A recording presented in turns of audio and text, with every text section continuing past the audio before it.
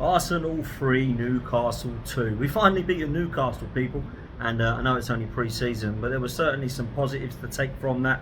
I think we can all see where we're still short, and Gyökeres and the potential links to Eze will certainly help with that in terms of creativity and a proper focal point as a prolific number 9. But without that, I thought Arsenal probably just about did enough, to be fair. In terms of the stats, it was a fairly even game, but I think Arsenal had the majority of the ball. Not many chances that were clear-cut in the game, I wouldn't have said. There's a couple of saves made by Raya, a couple of save saves by Kepa, and definitely a few saves made by Pope. There's certainly been some individual performances that we need to talk about, but as an actual overall, there's been a lot to look at there to say that Arsenal are just about sort of picking up from where they left off. I think it's clear to see where we are short, and I don't really think there's any need to talk about that. I think I've talked about that enough to death, if I'm honest, in relation to having a proper number 9, having someone who's a creative spark. But let's try and talk about some of the positives today, because I thought there were quite a few, actually. Bukayo Saka actually got man of the match, and although it was another good performance from him, I thought it was a fairly typical performance. I don't think he did anything outstanding. I don't think that he did anything individually that got him the accolades of that award, but I will say that I just think he's a typical performance from Bukayo Saka now. I don't think there's anybody that can look at him at any point and think that his touch is off, think that his fitness don't look right, think that he don't look like he's going to have a good season, that they're worried about his hamstring, that they're worried about his fitness levels or his performance levels. I think in the last 2 games he's proven that wrong, and I think even when he came back, to be honest, after that hamstring injury at the back end of last season, he still scored a really important goal against Real Madrid, put in a goal when he first came back on his kind of from his injury against Fulham, and had a run of games where you thought, yes, I want the season to end so we can have a proper rest, but at the same time, it don't look like he's struggling. It don't look the same Bukayo Saka, but it certainly don't look like he's struggling. And in the last 2 games, I think he's been one of our best players, cutting in on that left-hand side. Right-hand side with his left foot. I think he's always a threat. There was times today where the ball was getting pinged into him, and his just first touch was exquisite. And I think we underappreciate how much this guy has improved as a player sometimes, because we just look at how good he was naturally when he came into the team. I think he's the only one that I can say had natural raw talent and ability when Mikel Arteta walked in at Arsenal. He was the one that he wanted to keep for obvious reasons. Saliba at the time was out on loan. Martinelli was trying to break through into that first team, and everybody else has been either removed, sold, moved on, or just hasn't made it through the youth setup. So I look now and think sometimes we underappreciate the performances that are now become typical and consistent of Bukayo Saka. So I think I might have done that myself today, because I looked at him and thought, yeah, good. Bit surprised he got man of the match. But you look back and you think, actually, he probably was a threat down that right-hand side pretty much the whole of the first half. We were playing down that right-hand side for pretty much the whole of that first half. So you can kind of understand when you look at it deeply as to how well he played. But I've got to give a shout out to Zubamendi today, because everything that he did on the ball looked very good. And I did something which I told myself I was going to do in the first game that I didn't do, that I tried to do today. And that's just watch him for 15-20 minutes. Just watch him. And I'm not going to compare him to the likes of Gilberto Silva and Edu and Vieiras and all the guys that have played in that position for Arsenal in legend status. But I used to do it with those players, particularly with Gilberto Silva over the years, because he was a player that you didn't really see what he did until he was missing. You didn't really notice him on the pitch because he didn't do anything spectacular, but he did everything well. And I kind of want to say that that's how I saw Zubamendi's game today. I thought his passing was very good. I thought his interceptions were good. I thought he worked very, very hard. He actually covered a lot more of the ground than I thought. It was every blade of grass at one stage. He was literally everywhere. And I thought to myself, this is the sort of player I was praying or hoping that we were going to get. And for me, Zubamendi today was one of our best players by quite some distance. And I saw him helping out on the right-hand side. I saw him dropping deep into the left. I saw him trying to actually get forward and link up some play.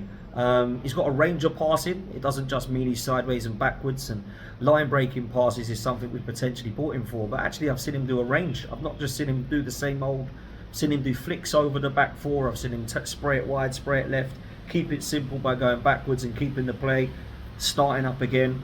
I think he's good for the balance of our midfield and the tempo of our midfield, and it's something that Jorginho actually probably did bring in that people probably haven't respected enough, in my opinion, when we signed him. So Zubamendi deserves a mention today, and he's the first player along with Saka that I looked at and thought, yeah, you're playing well. He obviously started the game, and we saw him come on against AC Milan. Today he got the start in that holding midfield role, which is where he's going to clearly play. And I think it was a kind of taster of what's yet to come. A lot of people on social media talking about his individual performance from what I've seen already. So he's obviously got people talking about him. And you can see why Mikel Arteta has looked at him. And not just Mikel Arteta, you know, Liverpool wanted him, Manchester City were heavily linked with him, and Arsenal have got their guy, and it looks now like he is going to be the base of that midfield for a few years to come. I'm interested to see the balance of when him, Rice and Odegaard do play together, and we saw a little bit of that in the second half, which I thought looked pretty good. I thought Declan Rice showed a little bit of his kind of physical presence and his driving midfield. He's an unbelievable engine, is Declan Rice. And I think that helped things. Obviously, Norgard came on for him in the end, so we still haven't seen that midfield together yet properly. But I think we'll start to see that as the games come through thick and thin. That's us done in Singapore. We're now off to Hong Kong, where we're obviously going to be playing Tottenham. We've obviously got the Emirates Cup to come with games against Villarreal and Athletic Club. So you'll see plenty more action and hopefully some new signings. We saw Victor Gyökeres today, who was obviously welcomed to his new club. So he's there. So I expect to see him playing some part in the game against Spurs. So that is going to be very, very interesting indeed. I don't think anybody can watch today's game though and not mention Max Dowman. I know we spoke about him when he came on against AC Milan. He looked like he had some flair and some skill and some talent and some, you know, set of cojones on him. Didn't look like he had fear in the game. He had confidence, he had intent, he had belief, he had passion and desire when he played. He looks like so level-headed though, humble. Looks kind of like he's taking it all in his stride. He doesn't seem to be getting ahead of himself or getting too passionate, too arrogant, throwing his toys out the pram with anybody. And what I loved today was from the off, he got kicked. Now, they're a very physical side, Newcastle. It was a very physical game. You know about Dan Burn, we know about Bruno Guimaraes, we know about Joe Linton and Tonali, and all of them were putting their foot in, not just against Max Dowman, but as soon as he came on, I thought, right, this is going to be interesting for me, because there's no Rafael Leao's that want to do flair and tricks and flicks. This is a physical side that are going to try and bully you. And Newcastle can do that to teams. They've tried to do it to Arsenal, they've successfully done it to Arsenal in the past, and they've done it to other teams. What I loved about Max was at 15, he just literally got fouled and just got back up. Didn't moan, didn't roll around, didn't hold his legs. One straight away, boom, straight in the chops, didn't care. Held his face, went like that, cracked on. Didn't roll around on the floor. Straight away I thought, oh, okay, I like that. Because you're 15 and you're lightweight, but he ain't showing it. You don't care. You're not inviting people to come and kick you. How many times have we seen lightweight players like Fabi Vieira, even Jack Wilshere at times was strong but more lightweight, who would turn into trouble? Fabi Vieira turn into trouble. Max Dowman does not do that. And what I love about that is that he has got the ability, belief and confidence that he can compete at the highest level already at 15 years old. And that to me is phenomenal. Now we're talking here 2 pre-season friendlies that aren't against Boreham Wood and Chesterfield. They're against AC Milan and Newcastle with the first team. And it's quite clear that they're taking it fairly serious, Arsenal, in terms of trying to prepare themselves. Obviously, Newcastle and AC Milan weren't playing their kids as well. They rotated just like we did. They tried to give everybody a game. And I saw today, Max Dowman competing against top opposition, yet again. And when he won that penalty today, I was in awe. Because he walks past Newcastle like they aren't there. And these aren't Newcastle backup players, by the way. Yeah, this is Fabian Schär, who's been playing in the first team. This is Joe Linton, who's ended up having to foul him and kick him because he can't get near him. And I thought, wow, it was like a proud dad moment. I thought, you've just delivered something you should be proud of. Because you could see the teammates, you could see the rivals, you could see the oppositions.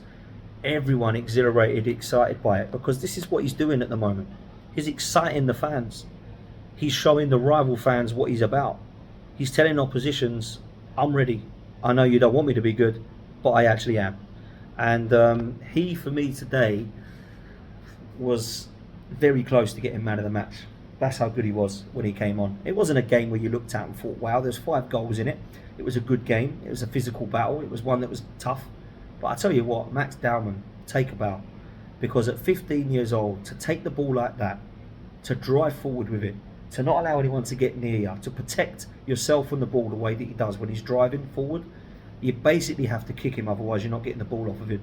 And he reminds me of Martin Odegaard, the way that he plays. His attributes are very similar, cutting in on that right-hand side with his left foot, got an eye for a pass, not afraid to have a shot, not afraid to drive forward, intent to do something positive.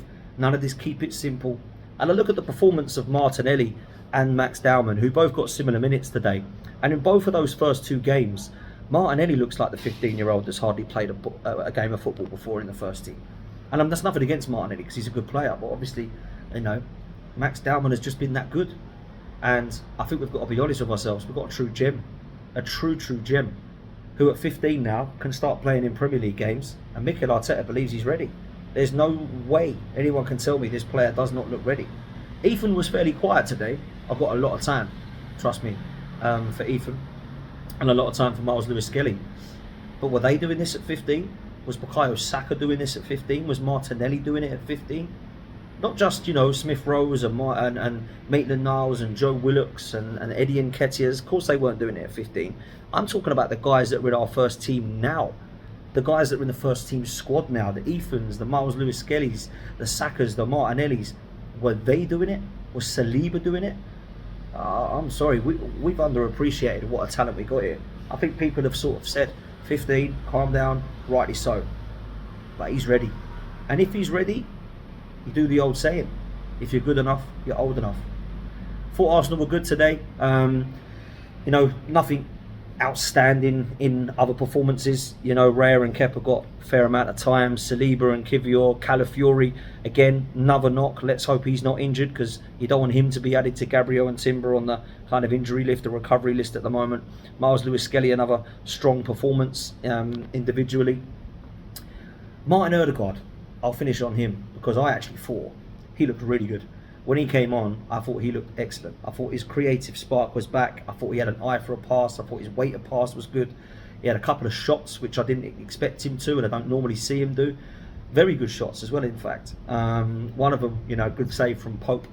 And the other one, again, you know, an opportunity or half chance usually that he would cross in or cut back, and he had a shout. So I've got to be honest.